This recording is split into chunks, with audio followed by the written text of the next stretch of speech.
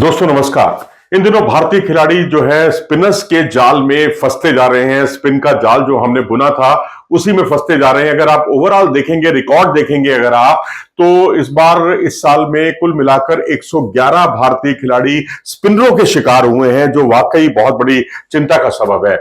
New Zealand के खिलाड़ियों ने, न्यूजीलैंड के जो स्पिनर्स हैं, चाहे वो एजाज पटेल हो, चाहे मिचेल सेंटनर हो, सोडी हो, ग्लेन फिलिप्स हो, इन्होंने कुल मिलाकर भारत के 37 बल्लेबाजों को आउट किया, 37 खिलाड़ियों को आउट किया है।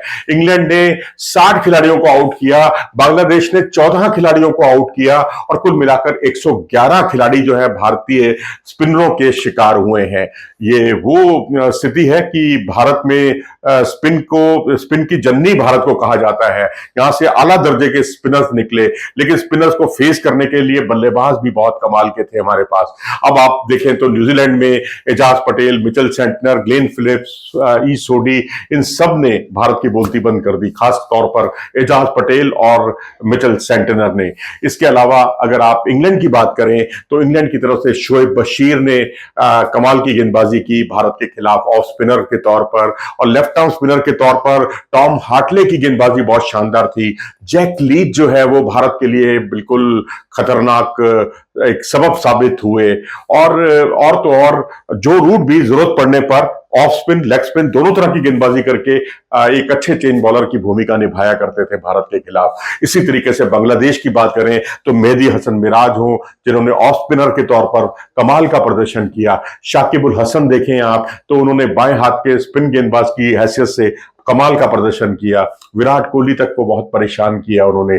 तेजुल इस्लाम को देखें, वो भी बाएं हाथ के स्पिनर हैं, उन्होंने भी भारत को बहुत परेशान किया। तो कुल मिलाकर भारत की जो परेशानियां हैं वो लगातार बढ़ रही हैं। और तो और फॉरवर्ड डिफेंसिव शॉट खेलते हुए भी भारतीय खिलाड़ियों को पसीने आ रहे हैं।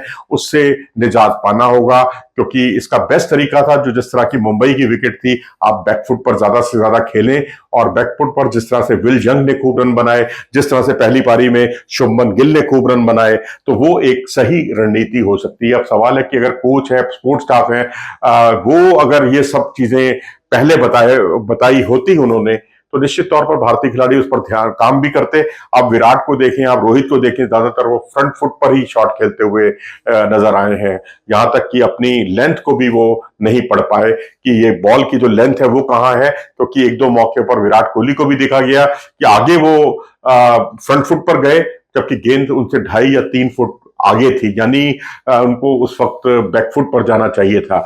इसी तरीके से शायद यही सब कारण थे कि 1969 में जैसा हुआ था 55 साल पहले, 2024 में वो 4 टेस्ट मैच हम हारे घर में, और 0-3 से हमारा क्लीन स्वीप हुआ। 1958-59 में भी हम 3 मैच हारे थे, लेकिन वो 5 टेस्ट मैचों की सीरीज थी। इसी तरीके से हम 6 टेस्ट मैच की सीरीज में एक बार अन्य मौके पर 0-3 से हारे थे। वो 1983-84 की सीरीज थी। दोनों ही बार हम वेस्ट इंडीज से हारे। 21.55 का जो हमारा एवरेज रहा हमारी बल्लेबाजी का, ये 1976-77 के बाद सबसे कम रहा है। इतना लंबे समय के बाद, यानी 47 साल के बाद ये औसत रहा है भारतीय बल्लेबाजों का। विजिटिंग टीम की अगर हम बात करें तो उनका ये बेस्ट एवरेज था भारत में 33.08 का, और 200 रन भी हमसे चेज नहीं हुए। ये पहली बार हुआ ऐसा तो भारत में, क्योंकि 1987 में बेंगलुरु में पाकिस्तान के खिलाफ हमने 221 रन चेज किए थे, लेकिन उसके बाद से 37 साल बाद ये ऐसा लम्हा आया कि हम 200 रन भी चेज नहीं कर पाए। और ये सारी चीजें कई तरह के सवाल खड़े करती हैं, और इन सवालों का जवाब भारत को जल्द से जल्द ढूंढना ही होगा। अपनी राय दें इस बारे में कमेंट सेक्शन में जाकर। नमस्कार।